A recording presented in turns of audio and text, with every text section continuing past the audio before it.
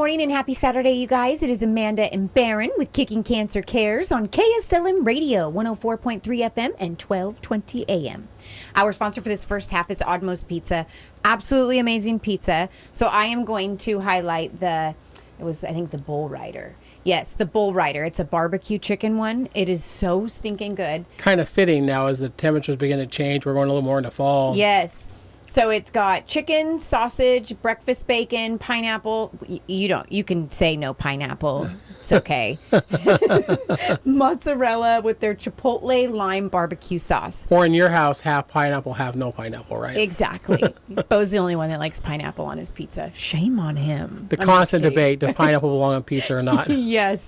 And then I want to mention some of their appetizers because I'm an appetizer girl who doesn't love appetizers.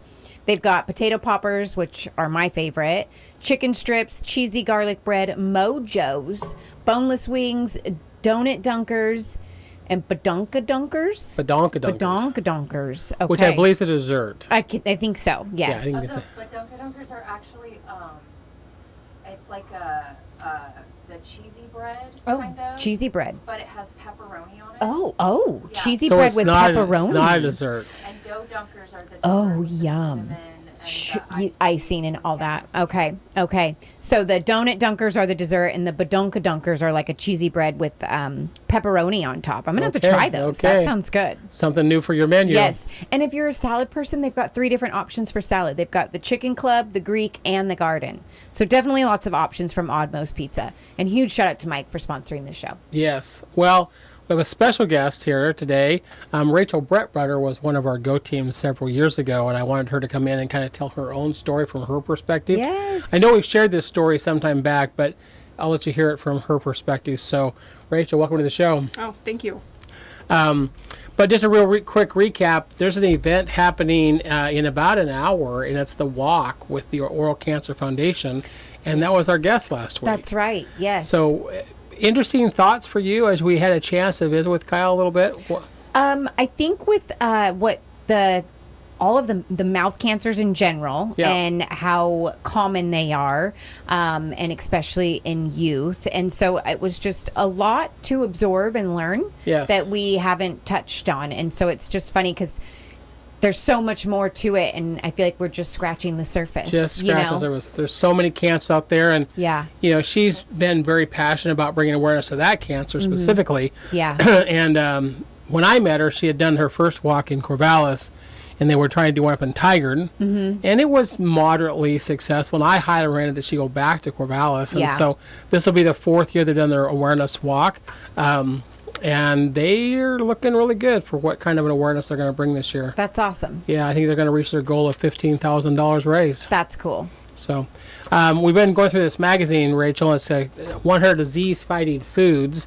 Believe it or not, we're actually at the end of the book. That's crazy. We may have to swing back and start over again. Right. That's 100 different weeks. Jeez. Of us talking about these foods. I love it. 2 full years. But this one is zucchini. Oh, okay. You're a fan. I love zucchini. You're a fan. I am. It says zucchini is just one of many fruits and vegetables with powerful antioxidants that may be able to stave off or slow down cancer. Okay, wow. While more research is needed, high intakes of carotenoids has been linked to lower rates of basal cell carcinoma, which is a skin cancer, and other cancers. You'll get different antioxidants from the green and the yellow zucchinis, so mix them up. Okay. A little bit of both. That's awesome. Are you a big fan of zucchini? I am. I love zucchini. I love to just fry up some zucchini, onions, and mushrooms. Okay. That combo is just golden to me. Well, that's a great combination of flavors there, too. It is. I wanted to bring you an update of a guest we had a few weeks ago. Not a positive update, but Joey James, who was a guest of ours just a few weeks ago, his mom was battling through pancreatic cancer, and she did pass. Yeah, super sad. Had a feeling with the diagnosis that she had that it was not going to be a good diagnosis, and then he had the same feeling. Right. But it was great having him in. I know he put together some fundraising and tried to help raise some money. I don't believe any of those things that she wanted to accomplish she was able to do. Right. Just for lack of time. Came so quick. Came so quick. But we do appreciate Joy coming in and sharing all of those stories with us. Yes, very much so. But I wanted to walk you through some events that occurred in Rachel's life, and I'll actually let Rachel share more of this with you than me. But speaking of walks, it would have been, I believe, September of 2018. Yes. It was Labor Day weekend. 7 years ago. Wow. So tell us about that event on Labor Day weekend. What did your family do that weekend? So we were out walking, and I had 2 kids that were like 11 and 13. And they were roughhousing on the walk. Like kids will do. Like kids will do. And it was the last camping trip of the season, and I was being playful, and I got in and started roughhousing with them, and I fell. Okay.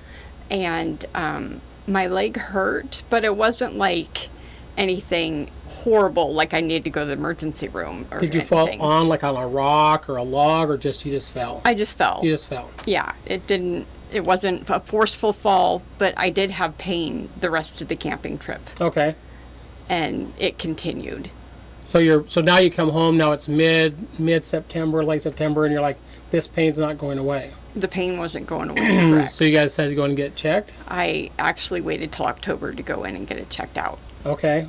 And see, I didn't have health insurance. Okay. And I thought, I just pulled a muscle. And I thought, okay, finally, I was like, okay, I'll go to the doctor. Maybe I'll probably need physical therapy or something. And they had me going for an x-ray. And then they called me and said it looked like I had a tumor. And I went in for an MRI, and it was confirmed that I had a tumor. But the tumor they said that you had was on the outside of your knee, right? On the outside of your leg? Yes, outside my bone. And so did they decide that it was time to check and see how bad the tumor was? Was that the objective then? Yes. Okay. Yeah. Now, interestingly enough, about that same time period was when we were just getting this organization started, and I had met a friend of yours named Cheryl Good. Yes. And we had done an event here in town, and I believe that you guys brought a booth to that exact same event that we were at. Yeah. And that's where we kind of unofficially met. And you made a comment to Cheryl as you were driving back from that event. Remember what you said to Cheryl? I said, I don't really know anybody with cancer. Now you do. So October you go in to get this checked. Did they decide to schedule you for any kind of a checkup, like a biopsy on this particular lump, or what was the protocol once they knew you had some kind of a tumor? Once they knew I had a tumor, my doctor marked it urgent and sent me to OHSU because OHSU has a program for people who are uninsured. Oh, okay. And so all the work that was done up at OHSU, I had to pay nothing out of pocket. Oh, that's awesome. That's a huge blessing for you. Yes. And so they sent me up to OHSU where they did the biopsy. And when they did the biopsy, this was the biopsy of the tumor they found on your knee. What was the result of the biopsy? The result was that I didn't have cancer. Okay. So you have a carcinoma, but it wasn't cancerous. Right. Okay. So they were going to go in and take the tumor out. So when was that planned to happen? The plan was a week after Thanksgiving. I was going to go in and have the tumor taken out. Okay. Yeah. I remember an interesting story you told me once about Thanksgiving dinner and a tradition you guys have at your house at Thanksgiving. You want to share that little story with us? Yes. We always go around the table and say what we're thankful for when we're eating the pumpkin pie after we've eaten dinner. And when it got to me, I said that I was grateful that I didn't have cancer. Yeah. And then we all just started talking about how grateful, everyone was grateful that I didn't have cancer. Mm-hmm. Yeah. And then they scheduled a surgery for you after Thanksgiving, right? Right. So tell me about the surgery. What happened during that surgery? What was the result of that surgery? So they took me back. They were just going to open me up, take out the tumor, and everything was going to be good to go. They opened me up and saw that it was tumor, and it was cancerous, and it had eaten away about 3 inches of my tibia. Wow. And so they had to take out 3 inches of my tibia. There was still bone there, but it was like a sponge. Right, it was very soft. So they took out 3 inches of my tibia, replaced it with a cement type thing, and closed me back up because they could not take the tumor out because when you remove a cancerous tumor, you need to have good margins. Different margins than if you were just taking out a non-cancerous tumor. Right. So and those just weren't there. And so they were like, whoa, this is way different than what we expected. So closed you back up to kind of start back at square one to make a game plan? Yeah. Okay. Yeah. How did they miss this, especially with a biopsy?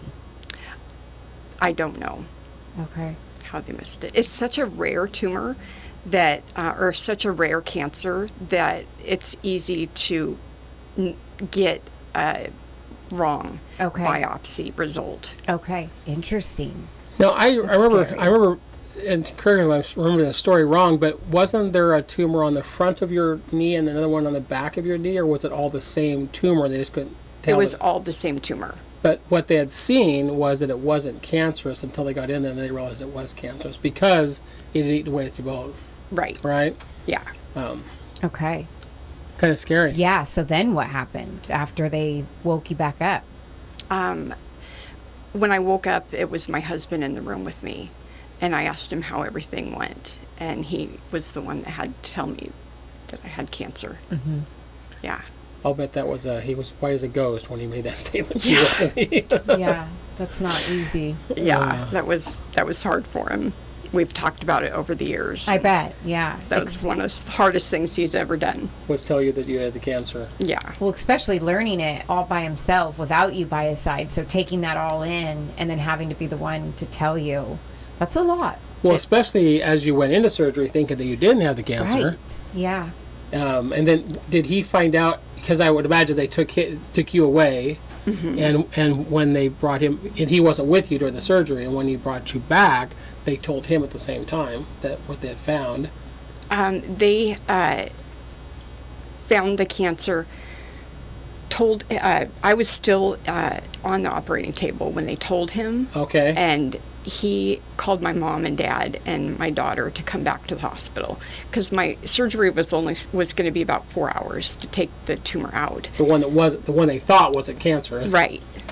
And so about an hour and a half later is when they came to tell my husband, and they did have to talk to my husband about what he wanted done. Right. Okay. Yeah. About and the whole time you're not making any of these decisions. Right. Goodness. Yeah. And so then the decision was to go in and put that rod in. Is that what you said? The cement in there. Yeah. That's a lot of decisions to be making during that time in the period. moment with no time to, well, and especially like my husband, he needs to consult me with everything. So so I could only imagine. Most husbands are like, well, let me talk to my wife. In the meantime, your wife is under anesthesia, so you're not able to add any. So you have to make those decisions, and it's like, do you make the right one? Is it the wrong one? That's a lot. Yeah, that's a lot because our husbands really highly rely on us, as I'm sure you know. Yes. So that was all done about Thanksgiving time, 2018. Yes. But there was a secondary surgery in January, right? Yes. So what was the purpose for the next surgery in January? They did a major knee replacement where they replaced my knee because the cancer does not like metal. Okay. So replacing my knee would keep the cancer from coming back. Okay. So hold on, I want to pause for a second. So did you do radiation or chemotherapy in between those two surgeries? So I did two rounds of chemo. Okay. before my knee replacement surgery. Okay. And did it get, because you said to keep the cancer away, did it go away completely? After the tumor was removed. Oh, okay. Okay. All right. Sorry. Okay. Keep going. That's okay. So you had to go in, do surgery, get the tumor out, put in this metal plate, then they had to rebuild the knee? They had to rebuild. So the 3 inches of my tibia was cobalt. They took the cement piece out, put in cobalt, which is, my knee is also cobalt. And they had, because I don't have a lot of body fat, they had to remove a tendon from my ankle and a muscle out of my foot to put in front of the bone. Okay. They wrapped the muscle around it to hold the tendon in place. So that way I didn't have nerve pain on the 3 inches where I didn't have bone. Yeah. Pretty amazing they can take some muscle tissue from one spot and tendons from one spot and move it to a new spot to rebuild as you go. But then what about the tendon from your foot or your ankle? What replaces that? You can live without, or you can walk without having a tendon right there. Okay. Yeah. Kind of need the knee, but not the tendon. Right. Okay. Goodness. Wow. Yeah. That had to have been a very intense surgery, to say the least. Yeah. I mean, a knee replacement all on itself is huge. And then to do your ankle and your foot as well. Yeah. Was it on the same side or the opposite side? Same side. Goodness, that poor leg. Yeah. Jiminy Christmas. So this is all on your right side or left side? Left side. Left side. Yeah. Yeah. Okay. Yeah. So what I find interesting on this January process is when I had met Cheryl, she would come up to this event that happened on like a Thursday, Wednesday morning, and she never ever came to Salem Greeters, but I was going to Salem Greeters at the time, and still do. But and so she had come to Salem Greeters, and all of a sudden like, wow, this is really interesting that you're at Salem Greeters, because she never came. Yeah. And this would have been early January. At the time, we were supporting Dave Wentz, and so we're in the middle of Go Team Dave. And she comes to me and says, is there a way that we can organize something to help my friend, Rachel, who had just been diagnosed? So at the time, you were still going through a lot of this treatment process. And I said, everything I've done has been here in Salem. I have no idea even who to talk to down in the Corvallis area. Right. But why don't we try it? Yeah. And so she and I began talking together in January and February. It was, at the time, every shirt we had was still pink.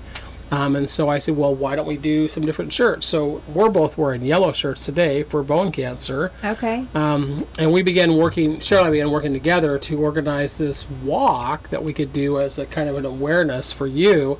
And then, of course, Danny Warren's friends rallied around her. They all wear blue shirts because James's favorite color was blue. And so it was a walk for 2 different people that had been affected by bone cancer. Oh, that's cool. But from January, when you went through the surgery, till then, you had a lot that you had to go through. And when I first met you, you were still in a wheelchair. Yeah. So between January and June, were there more surgeries involved that you had to go through before I actually met you? Or treatments? So after the surgery, where they removed the tumor, I still had 2 rounds of chemo, inpatient in the hospital for 48 hours each visit. Wow. Yeah. Whoa, you had to stay there for 48 hours? It wasn't just a go and get your treatment and leave? Correct. Wow. Okay, why? If you don't mind me asking, that's the first I've heard of staying like that. The chemo that I was getting was just so strong. It required 48 hours. And to go through your system? To go through my system. So it was like a couple bags in the IV every day. And it was continuous. So I would go like on a Friday morning and get admitted. There's like 4 or 5 hours of pre-treatment you have to do. They get you all hooked up, and then you get the 48-hour chemo. Okay. And then you get another like 12 hours of just fluids. Okay. Wow.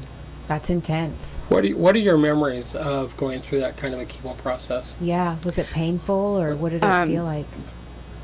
It was hard. I had, every time that I went in for chemo, a week later, I would have a neutropenic fever, and have to be in the hospital for a few days because your white blood cell count is normally supposed to be high. And there were a couple times when I was admitted where my white blood cell count was 7.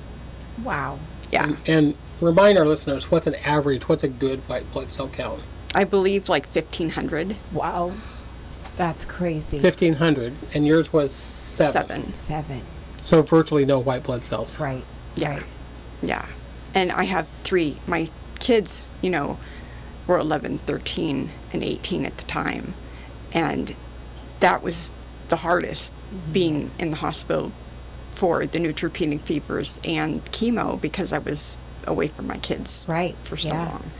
I went from being the caregiver to being cared for. Being cared for. Mm-hmm. Yeah. When you were in the hospitals for those treatments, did you feel any pain or any weird sensations, or did it just go through okay and then hit you about a week later? The pain was nonstop. Okay. Yeah. Yeah. But the mouth sores was the worst chemo thing that I had. Okay. About 7 days around the time the neutropenic fever would start, mouth sores would start as well. Okay. And that was the worst. Yeah. I had to kind of like use a mouth rinse that would numb my entire mouth before I'd be able to eat. Oh, wow. And I couldn't taste anything. Right. Yeah. Yeah. So just eating to try to get something in your body more so is just enjoying it. Right. Yeah.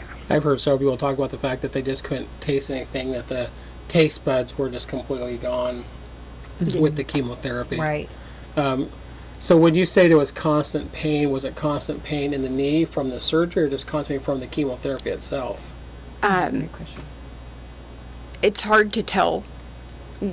What caused which? Right, because of my type of cancer, it was hard to tell, because the nerve pain was probably the worst pain that I had. Oh, yeah. Because of when they took the muscle out of my foot, they cut some nerves. Oh. And so it was like shooting pains of my leg all hours of the night. Yeah. And so I'd be asleep. It's kind of like now, it's kind of like I just have a foot that's asleep. Okay. But when I first had the surgery, it was just like pain shooting right up my leg. That had been really hard to sleep with that kind of a pain going on. Yeah. With everything, yeah. And then the pain from the knee replacement as well. Yeah. My goodness. You're a trooper. You're strong. That's for stinking sure. I can't even imagine what those mouth sores must have been like for you to have to deal with those guys. Oh yeah, that was bad. Mm-hmm. Did you lose your hair? And I did. Yeah. Yeah. Okay. Which is interesting because tell our listeners, what was your profession prior to doing all of this? I was a hairdresser. Okay. Yeah. Okay. So you're like, don't take my hair. Yes. I've always, I have a large forehead, and so I was always like wearing bangs, and then I had no hair, and I was like, I look really good bald. I can do this. Yeah. Were you? I can't remember now. Were you one of the always wore hats and bonnets or wigs, or what did you just hats? Hats. Yeah. Whenever I would go to the Corvallis Cancer Center, they had a basket of hats that volunteers would knit. Okay. Oh, and awesome. since it was wintertime, I wanted to be as comfortable and warm as possible. Sure. So I wore those hats 24/7. Yeah. Because you don't realize how much warmth hair creates on your head. Oh, yeah. Until you don't have hair anymore. Right. I can only imagine. She began to relate to some of the bald guys that are around there. Is it cold, Barry? It's cold. That's where everybody wears the beadies to kind of keep their heads warm. Yes. Yeah. So, quite a process you went through. And I just wanted people to kind of hear the process from September, from the just playing around and having a good time, to tripping, and now this pain wasn't going away, and okay, you have a tumor, but it's not cancerous, but oh no, your tumor is cancerous, and the surgeries. and how that all led up to this wonderful event that we had in June. And I'll get more into that event in the second half of the show. But the walk that we did in June, and that's when I met Rachel. Okay. And just a reminder to our listeners, when you have something bothering you, don't wait to go to the doctors. Just go. Get it checked out. Worst case scenario, if you think it's just something minor like you did, like, oh, it's just a torn muscle, then still just go get it looked at, because it could be something bigger, like in your case. Yes. Okay, we're going to take a quick break, but before we do, I want to give a huge shout out to Odd Moe's Pizza. Amazing pizza. So much more than just pizza also, you guys, with their potato poppers, wings, salads, all the things, and pasta. So definitely go check them out. All right, we'll be right back, you guys. Stay tuned.